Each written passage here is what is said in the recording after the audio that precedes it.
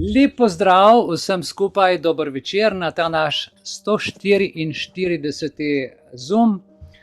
Upam, da ste ob ogledu tega intervjuja oziroma nekaterih dodatnih informacij, ki so bile ponujene v tej uri, dobili kakšno novo idejo, novo zamisel. Sicer mi 3-4 leta že tako ali tako skupno to delamo, o tem debatiramo, razpravljamo, se učimo, a ne?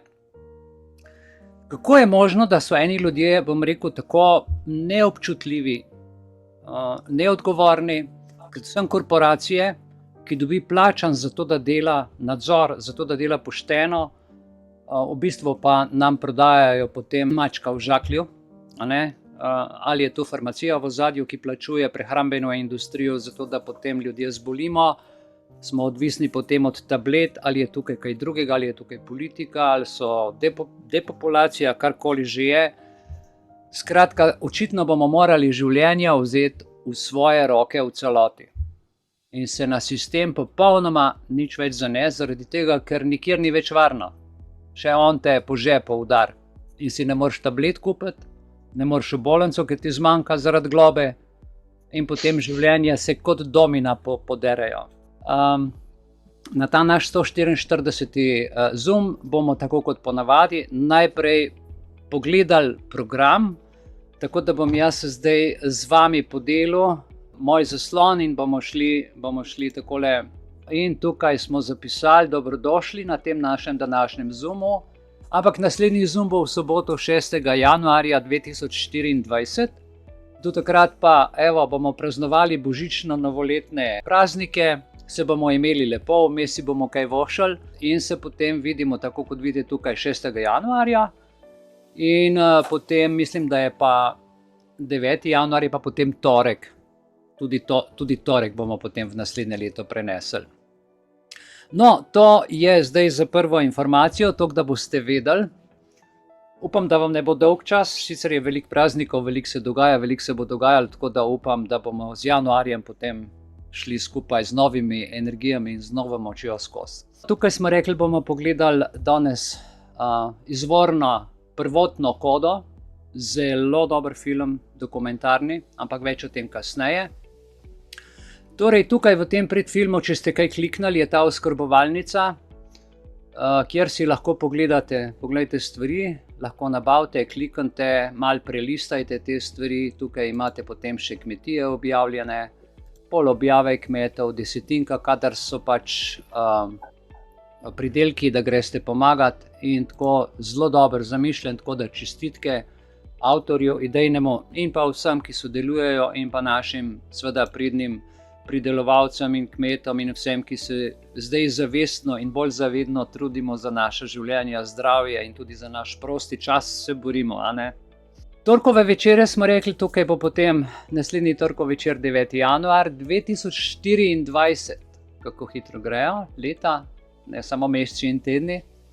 V redu, po tej predstavitvi 18:15 približen plus minus bom jaz imel Hrana kot oborožitev politične agende 2030. Vojno za hrano, kot nam je že znano, vodijo korporacije in pri tem uporabljajo vse mogoče prevare in laži, od korupcije, lobiranja in nasilja do državnih prevratov, umorov ter lobijev, pobojev, ponarejanj hrane in drugih sofisticiranih načinov goljufij. Korporacijam je praktično omogočeno vse, kaj lahko pa storimo mi ljudje, več o tem čez nekaj minut. Strategija prevlade v polnem spektru, niti en vpliv ni dovolj nepomemben. Tukaj bomo pa pogledali videoposnetek, ker je nov, svež intervju, ki traja cirka 50 minut in je samo dopolnitev še k temu prvemu delu Hrana kot oborožitev, in bomo videli, so stvari zelo zanimive za poslušati. Je v hrvaškem jeziku, jaz sem skušal to prevesti, uspešno, neuspešno, ampak toliko za tiste, ki ne razumete dobro, da vsaj približno, da se bo vedelo, ne? Tako. Potem imamo pa 19:55, izvorna hrana, kjer bo Iviljana povedala več. V današnjem sodobnem svetu se vse pogosteje zavedamo pomena duhovne in fizične izvorne hrane ter zdravega okolja, za naše zdravje in dobro počutje. Z vsebino se bomo nocoj osredotočili po njenih besedah na številne koristi, ki jih prinašajo ti elementi v različnih družbenih vidikih, kot so trgovski, politični, verski, zdravstveni, medicinski, kulturni in tudi drugi. Več o tem bo povedala Eveljana. Za njo pa čudovit večer. In zdaj izvorna koda. Predstavljajte si, da imamo zdravilno vodo, da imamo brezplačno energijo, da imamo uravnotežen jaz bi tukaj dodal še zdravo telo, potem pa ja, kdo mora potem kupovati vsa ta zdravila, kaj? Se točno ve, zakaj zapirajo znanje, zakaj zapirajo tehnologijo in zakaj onemogočajo glasnike znanosti danes na vseh koncih in medijsko zapirajo stvari zaradi profita, kapital. Žalostno, ampak resnično. Tukaj, če gremo zdaj pogledati malo naprej v razširjeni del programa, hrana je orodje, to je orožje v pogajalskem kompletu ZDA. Sem jaz tukaj na to tematiko prevedel en članek, hrana kot oborožitev, pogled nazaj, danes nič novega in hrana je orožje močnejše od raket. Predlagam, da si ta članek preberete, zaradi tega, ker je aktualen, predvsem zato, ker je v tem tednu umrl Kissinger, oziroma Bog mu daj večni mir in pokoj, ki je naredil toliko hladnokrvne škode milijonom, če ne milijardam ljudi, ker je imel takšen vpliv in takšno pozicijo. Tukaj je ta prispevek in pa seveda tudi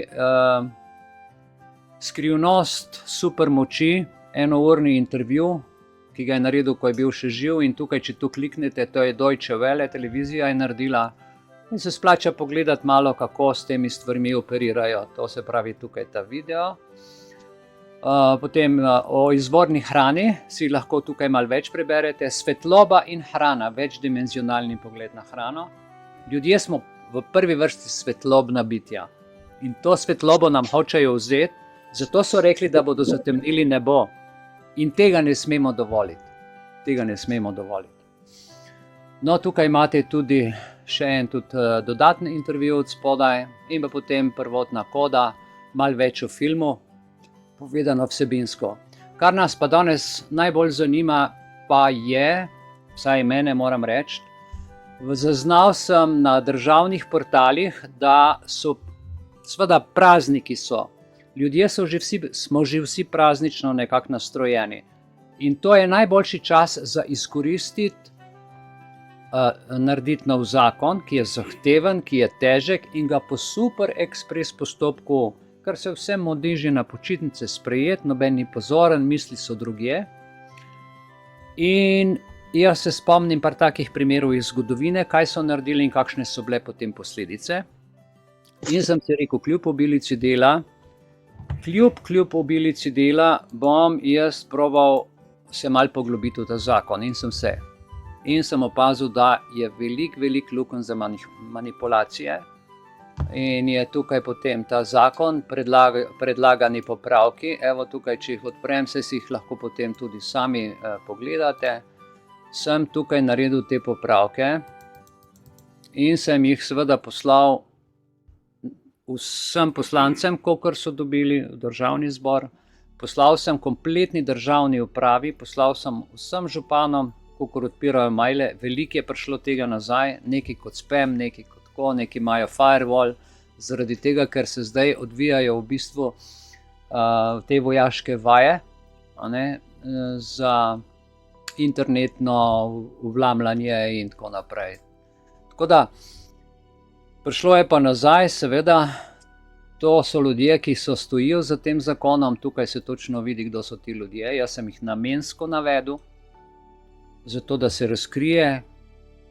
Gre pa za seveda sanacijo sprejem financ za sanacijo poplav in kompletno infrastrukturo za poplačilo stroškov vsem tistim, ki imajo poškodbe. In to so enormne vsote. In ker so enormne vsote, je toliko večja možnost goljufij. In ker sem 8 let delal na enem projektu, to se pravi na enem projektu za Ptuj, kjer imajo čistilne naprave, kjer so šle milijonske vsote za vse drugo, sam za tisto ne, kar bi bilo treba, da bi ljudje zaščitili pred smradom in pred čiščenjem voda, ne. In tudi podizvajalci niso dobili plačila, se 15-20 let tožijo, še vedno niso dobili splačan. Sem delal 8 let na teh projektih, tako da se tudi spoznam na javna naročila in vem, kaj pomenijo javne finance, se uporabljajo pač za javne stvari, za javne zavode, javne zgradbe in za javne osebe. Ne?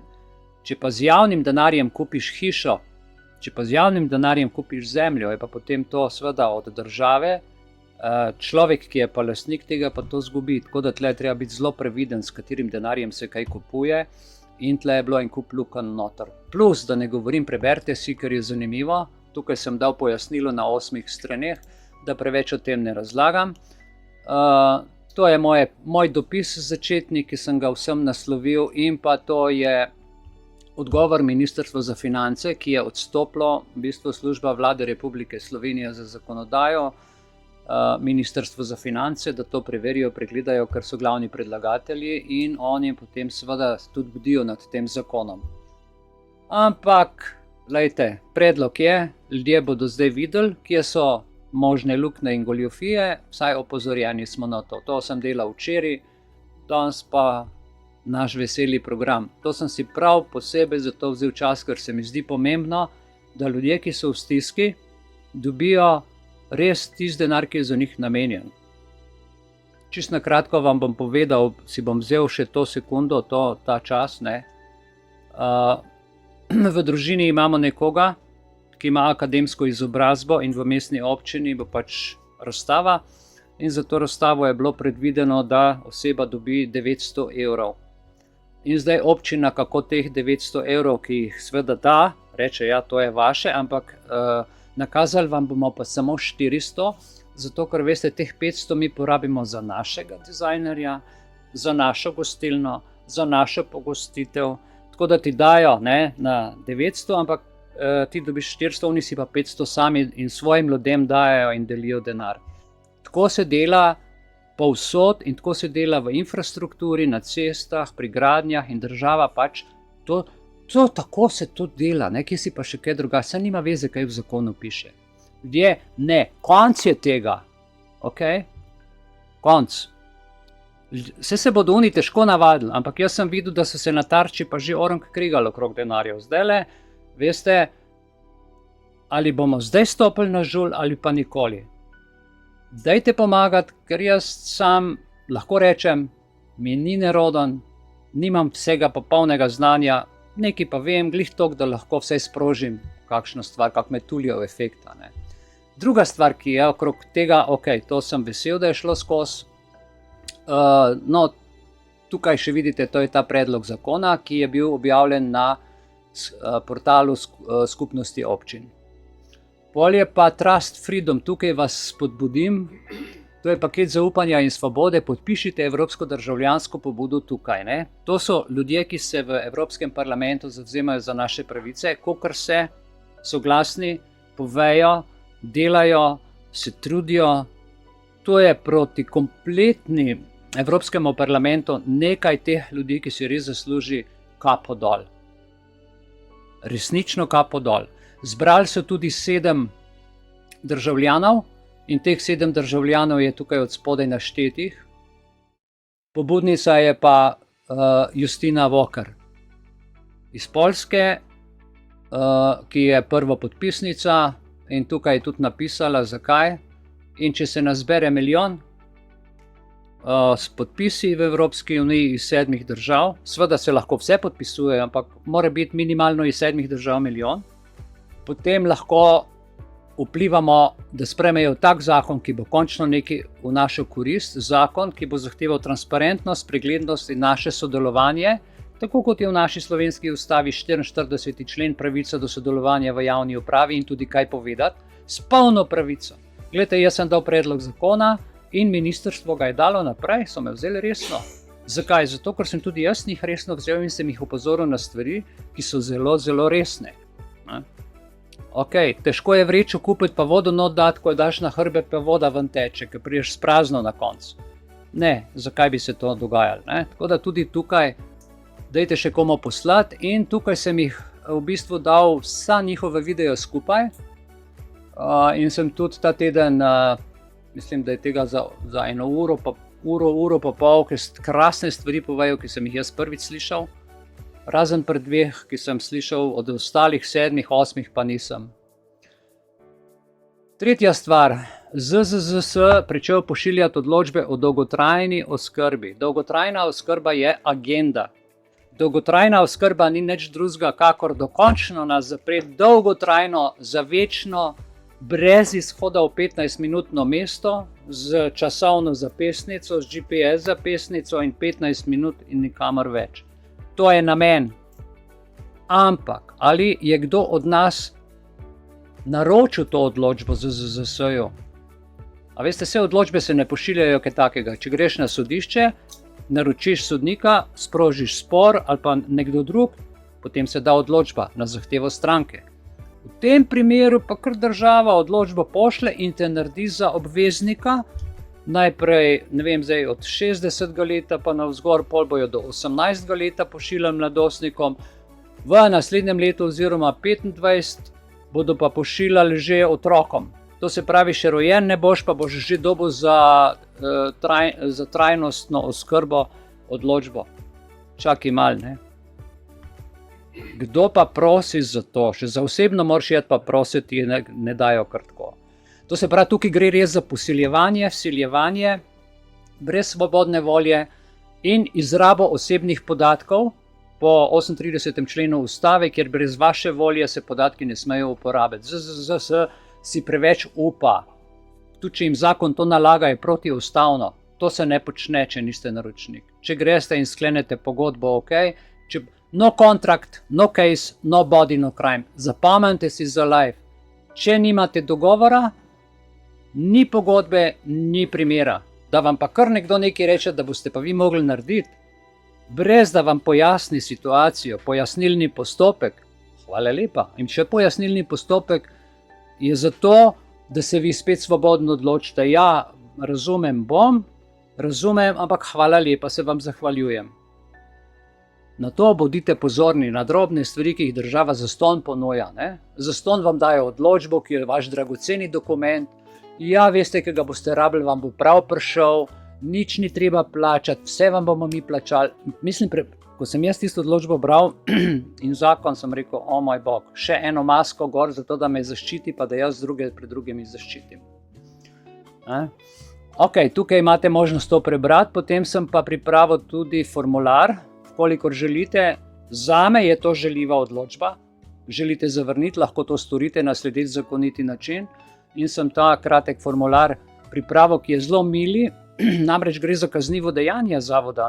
Jaz sem tu samo povedal, na podlagi katerih členov to zavračamo, upravičeno.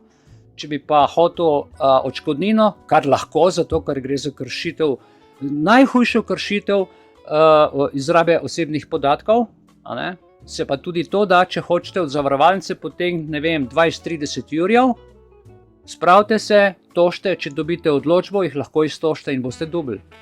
Zaradi tega, ker je to kršitev. In to velika. Ok, vse ostalo naprej že poznate. Tako da jaz bom zdaj tale sharing zaključil. Takole.